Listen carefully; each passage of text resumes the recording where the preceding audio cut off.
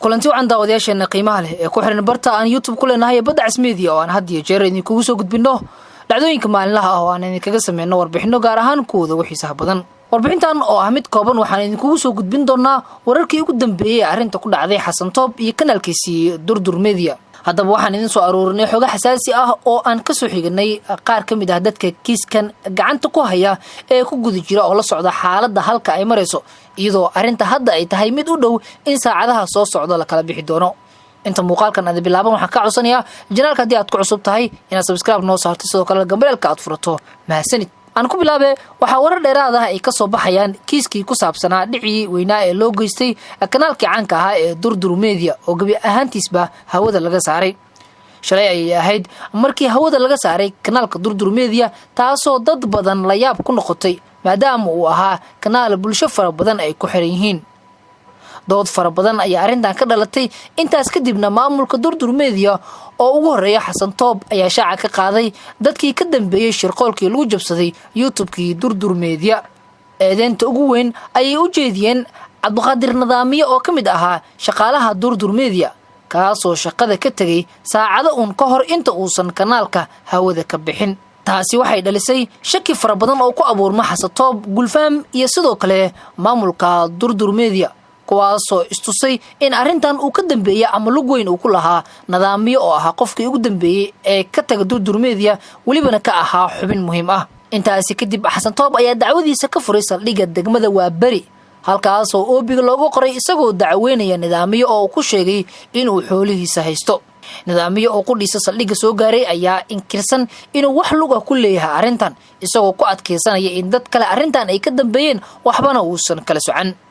dhanka kale waxaa xalay kulan waana uu ka dhacay hotel ku yaala xeebta Lido, halkaasoo isugu tageen dad ka socda labada dhinac waa Xasan Toob iyo Nidaamiye si arrinta si hoose loogu dhameeyo. Xasan Toob ayaa goobta ka sheegay in kaliya uu u baahan yahay in lagu soo wareejiyo kanaalkiisa, dacwad kalena uusan u qabin Nidaamiye.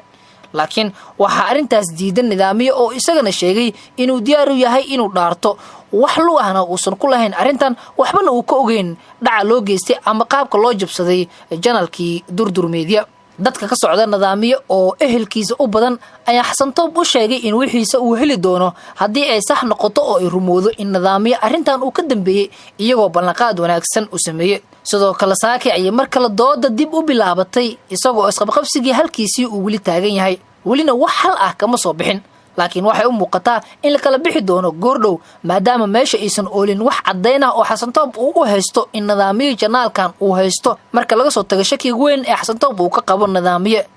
sidaas oo ay tahay haddii uu ku adkaysto Nidaamiye arrintan una dhaarto inuusan waxba u luga arrintan ku lahayn,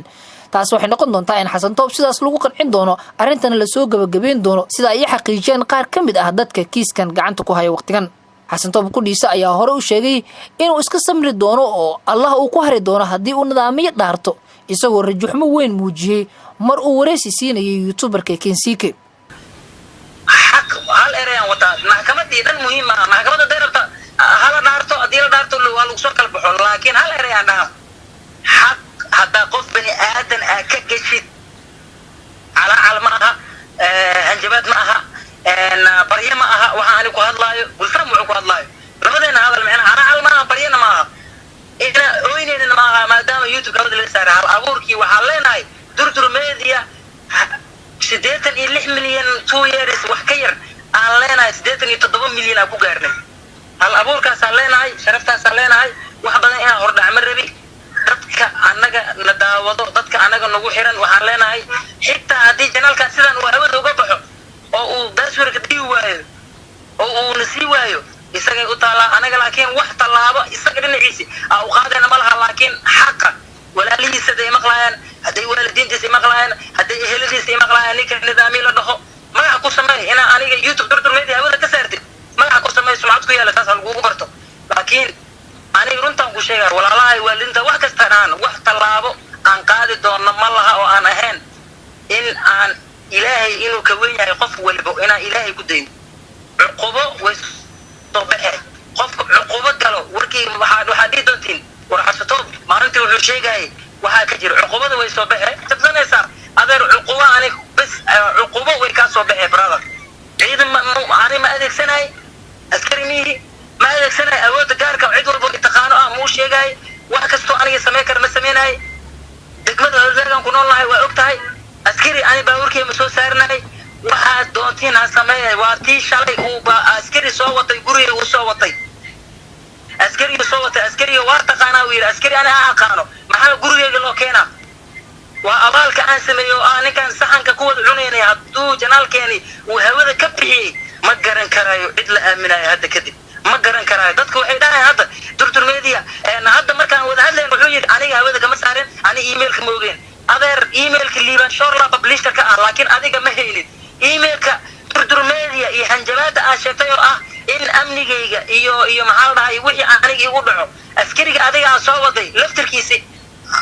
meel aan report ani geenin ma fahantaa askariga aan sheegtay oo aan talihiisa aan u tagnay oo meel kasta aan tagnay oo aan talihiisa oo aan ka wada hadalnay oo aan dhahan ninkan saas waay oo aan garta ku qaadanay taliyo meesha joogo wuxuu amnigaadii waxaad ilaasho taliyo wuxuu yiri oo aan garta u dhiganay oo immigration ka joogo wuxuu yiri wixii adiga oo xastooda kugu dhaco durdurmeedii wixii ku dhaco adiga kugu dhaco nidaamiya loo eedaa nidaamiyana wixii xasantooda ku dhaco adaa lagu eedaa laakiin waxaa run ah in xasan toob shakigiisa uu yahay mid xaqiiq ah maadaama dad hore ay uga tageen durdur media arrintan oo kalena weligeed aysan qabsan waxaana iska muuqata mid iska cad in nidaamiyo qorshahan isagu uu ku dambeeyey xitaa haddii uusan falkaasi fulinin isaga uu ahaa dadka siraha bixiyey waan arki doonaa halka arrintan ay kusoo dhammaato waxaan u rajaynaynaa xasan toob iyo durdur media in mar kale dib ay u soo laabtaan sidoo kale waxaan u rajaynaynaa in xasan toob uu wixiisa dib u helo xaqana uu soo baxo haddaanu nahay bahda baddacs media intaas ayaan rabaa in muuqaalkan aan kusoo gabagabeeyo waxaan ka codsanaya haddii aad nagu cusub tahay oo tahay marka ay ku waraysan oo soo boqotay janaalka subscribe aad noo saartay sidoo kalena gambaleelka aad furato mahadsanid eedeynta ugu weyn ayay u jeediyeen cabdiqaadir nidaamiye oo ka mid ahaa shaqaalaha durdur media kaasoo shaqada ka tegay saacado uun ka hor inta uusan kanaalka hawada ka bixin taasi waxay dhalisay shaki fara badan oo ku abuurma xasan toob gulfaam iyo sidoo kale maamulka durdur media kuwaasoo istusay in arrintan uu ka dambeeyay ama lug weyn uu ku lahaa nidaamiyo oo ahaa qofkii ugu dambeeyey ee ka taga durdur media welibana ka ahaa xubin muhiim ah intaasi kadib xasan toob ayaa dacwadiisa ka furay saldhigga degmada Waaberi halkaasoo oobiga loogu qoray isagoo dacweynaya nidaamiyo oo ku sheegay inuu xoolihiisa haysto nidaamiyo oo qudhiisa saldhigga soo gaaray ayaa inkirsan inuu wax lug ah ku leeyahay arrintan isagoo ku adkeysanaya in dad kale arrintan ay ka dambeeyeen waxbana uusan kala socan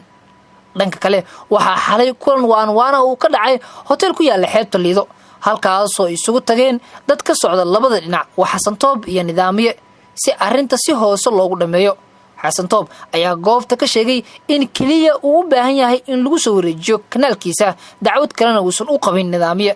laakiin waxaa arrintaas diidan nidaamiye oo isagana sheegay inuu diyaar u yahay inuu dhaarto wax lug ahna uusan ku lahayn arrintan waxbana uu ka ogeyn dhaca loo geystay ama qaabka loo jabsaday janaalkii durdur media dadka ka socda nidaamiye oo ehelkiisa u badan ayaa xasan toob u sheegay in wixiisa uu heli doono haddii ay sax noqoto oo ay rumoodo in nidaamiye arrintan uu ka dambeeyey iyagoo ballanqaad wanaagsan u sameeyey sidoo kale saaki ayay mar kale dooda dib u bilaabatay isagoo isqabqabsigii halkiisii uu weli taagan yahay welina wax hal ah kama soo bixin laakiin waxay u muuqataa in la kala bixi doono goordhow maadaama meesha aysan oolin wax caddayn ah oo xasan toob uu u haysto in nidaamiye janaalkan uu haysto marka laga soo tago shakiga weyn ee xasan toob uu ka qabo nidaamiye